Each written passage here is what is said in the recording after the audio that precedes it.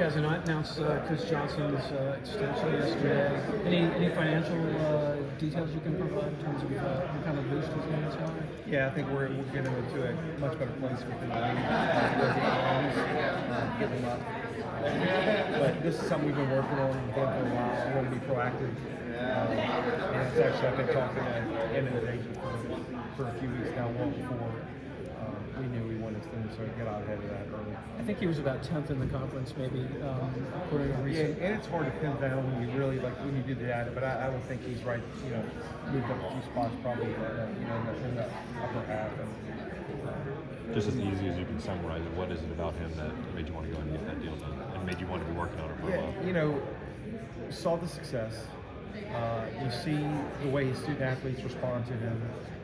I think he's got a keen understanding of how to work in this new world, right? Because there's so much.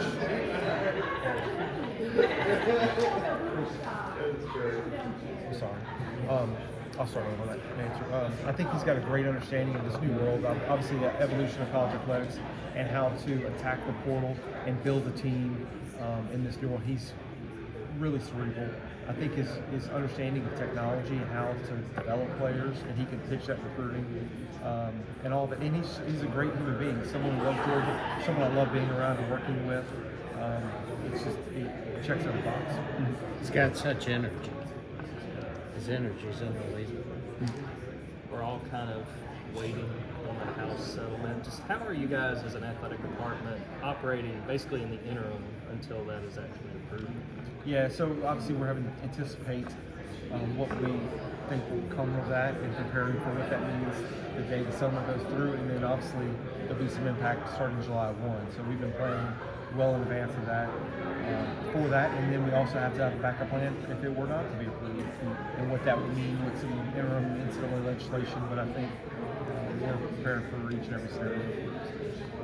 Have either of you seen a draft or membership agreement that would bind you to allowing the conference to enforce their own rules as has been reported?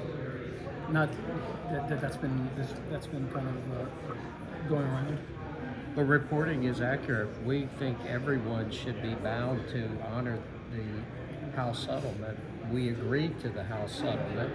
Each and every president in the Southeastern Conference committed to supporting the House settlement, and if the judge approves it, we intend to follow the settlement, and we expect every other SEC institution, as well as others in the Power Four, to honor the settlement that they agreed to.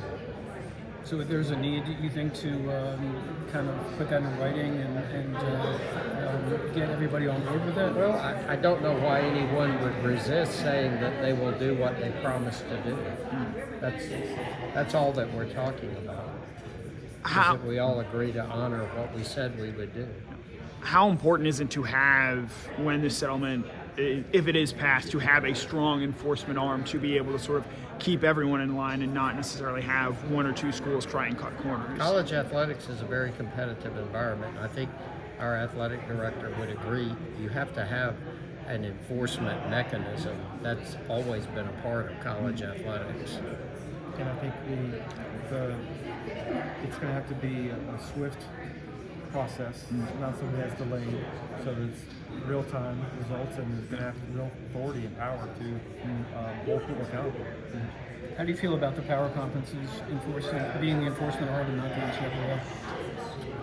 I'm okay with the Power Four doing it as long as we make sure it is a strong enforcement mechanism. I think that's where we are under this settlement, is to put together an organization that will be principally done by the Power Four with respect to enforcing the settlement. The NCAA still exists with respect to other enforcement issues. So there are still some rules that will be NCAA rules that will exist beyond the settlement terms. I know Mark had some reporting this week on what the payout will be from the Georgia-Florida game being in Atlanta, and just given the way that college athletics is moving and with the House settlement and what revenue sharing might look like, how important is it to continue to find those additional sources of revenue and where that might come from? It's extremely important. We still have to hold true to our traditions and values. We have to continue to be creative and looking at different ways to drive revenue.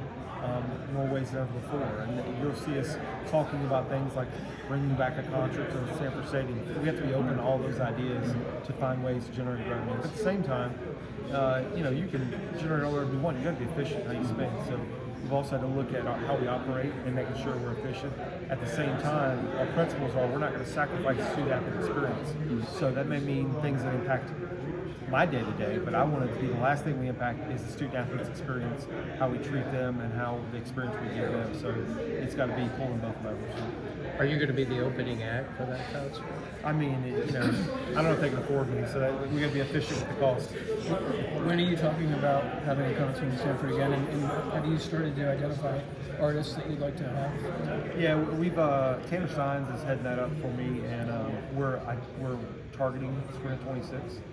So there's a lot that goes into it, obviously, but that's something we're going just because it's a great event for the city, for the campus, but it's also an opportunity for us to find a way to drive some revenue. Sometime after spring football? Yeah, you always want to find that window between spring G-Day and commencement. That way we can do it and do it while school's still in, and do it right before commencement. And the logistics of it all makes sense in that window. And we hope the city will partner with us because it will bring a lot of revenue, a lot of guests into Athens.